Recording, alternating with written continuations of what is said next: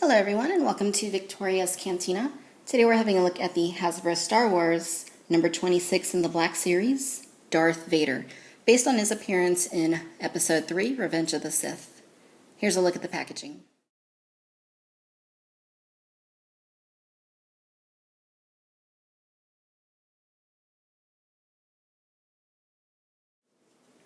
Alright y'all, so this is one figure that I was very much looking forward to. You're probably thinking, another Darth Vader. Yeah, we've gotten a bunch of them over the years, but this Vader is based on his appearance in Revenge of the Sith. For those of you who don't know, Vader did have a little bit of a different suit in that movie. That was the first time his helmet was ever 100% symmetrical. The only other figure we got based on Revenge of the Sith was the one from the Revenge of the Sith line back in 2005, which was also a really great sculpt. Now, with this particular Vader, he's very close to being perfect, yet very far away. And what I mean by that is that, there's one singular issue that holds this Vader back from being my absolute favorite. We'll get to that in a minute, but for now I just want to give you a look at the figure from all angles. It looks on first glance like the Vaders that we've seen as of late, but I assure you he is quite different. But yeah, from a sculpting standpoint, I would say that this is probably one of, if not the best, Darth Vader Hasbro has attempted.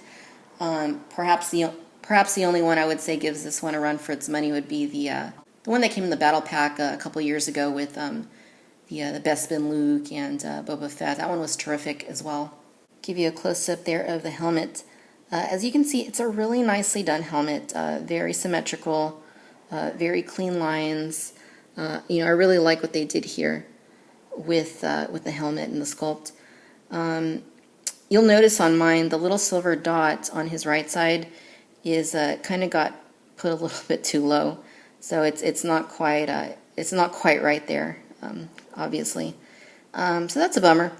But yeah, the rest of the detail on him, you can see the armor, chest plate, the little control box, his belt, all very nicely done. Got the cod piece there, nice textured suit, and the boots. The boots here were done really nicely, in my opinion. Give you a look here from the back. It's the back side of his helmet, obviously. Then there's the underside of him. We'll get to what just happened in a sec. You can kind of see there, and then underneath the skirt, more of the armored look. His butt looks very plain, but whatever. Hopefully we're not looking at Darth Vader's butt all that much. Hasbro also incorporated the baggy gloved look as Vader had in the movie. If you look at promotional stills of Darth Vader from Episode 3, you'll see that he has the baggy gloves. So, cool thing that they carried him on to this figure. In the way of articulation, Vader has a ball hinge at the neck. Now, just like the Dagobah Yoda we looked at from the Black Series, it's the same kind of thing. While it worked really well on Yoda, just check this out. It works pitifully on Vader. The cape, as you can see, just got a little hole right there, and there's a little peg right there, and that's supposed to hold the neck in place. The thing is, it's really difficult because the peg is pretty much flush with the top of the shoulders. So if you're putting the cape on there, for one, it's extremely difficult to get that hole to line up with the peg. And then even when you do, trying to get Vader to snap in there, just right is very difficult. And for that reason, you really can't turn his head. Anytime you try to turn his head, the head falls off. And, guys, in my opinion, that's just inexcusable. I mean, 2014, we're paying $11 for, a highly detailed, nicely articulated figure. And, there's really no excuse for the head to fall off. And Hasbro, I don't know what you guys did, but gosh, this is terrible. He has ball hinges here at the shoulders, and you can see that they concealed the joint right there. He has ball hinges there at the elbows. He has hinges at both of his wrists. He has a really nice, and this may be the very first time we've ever gotten Vader with a ball joint at the waist, but he has that, which is really, really cool. And he has ball hinges at the hips, which allow for a pretty nice range of movement. Now, they go outwards quite a bit, but if you try to raise them up, they just kind of spin. So I guess if you want them to go forward, you kind of got to twist that and then go like that. So it's not the best use of ball hinges at the hips, but it's not awful. He's got ball hinges there at the knees, and the way that it turned out on this figure is really nice. It kind of has like a little recess there in the kneecap, so to speak, where the boot kind of just rests against it pretty flush. So that's really nice. And then he has ball hinges that rock back and forth the ankle. So, really nice there as well. But guys, I just can't get past the head. I mean, as awesome of a sculpt that this guy has, there's really no excuse for me to just turn his head and for it to just fall off. I mean, come on. I don't know what happened in the production process or development or what, but this is just inexcusable. The soft goods that Vader comes with is basically the same thing that we've been seeing since, the vintage original trilogy collection Vader figure.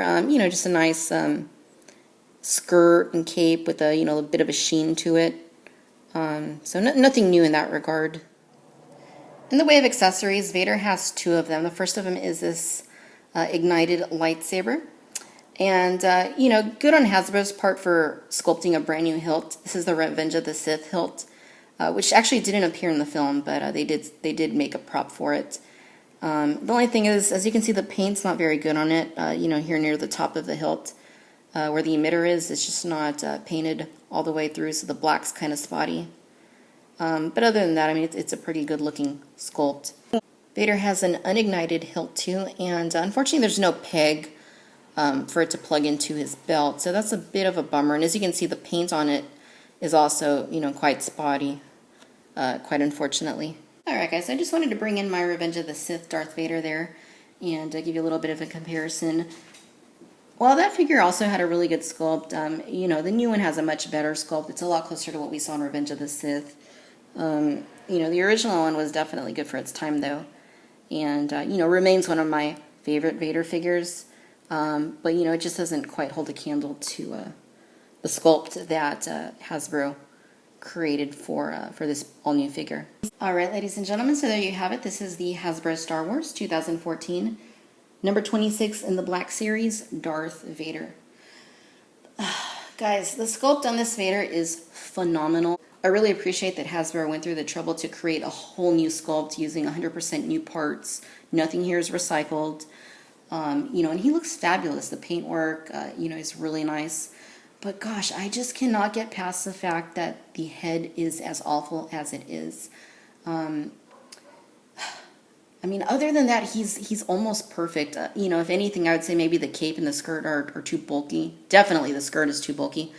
But the sculpt and the paint are all there. The only other thing I might have done is, Vader's shield is supposed to kind of just cover his whole shoulder. So, I might have covered them all, even if it restricted articulation to a small degree.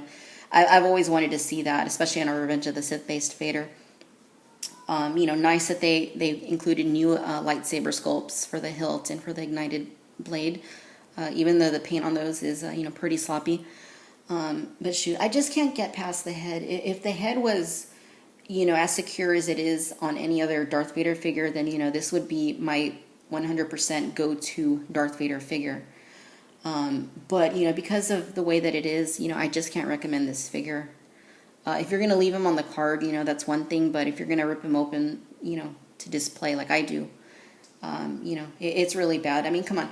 In 2014, the last thing I should worry about is having to pay $11 for a figure and, have to be concerned that his head's going to fall off, when I just turn a little bit to the side. That's pretty bad.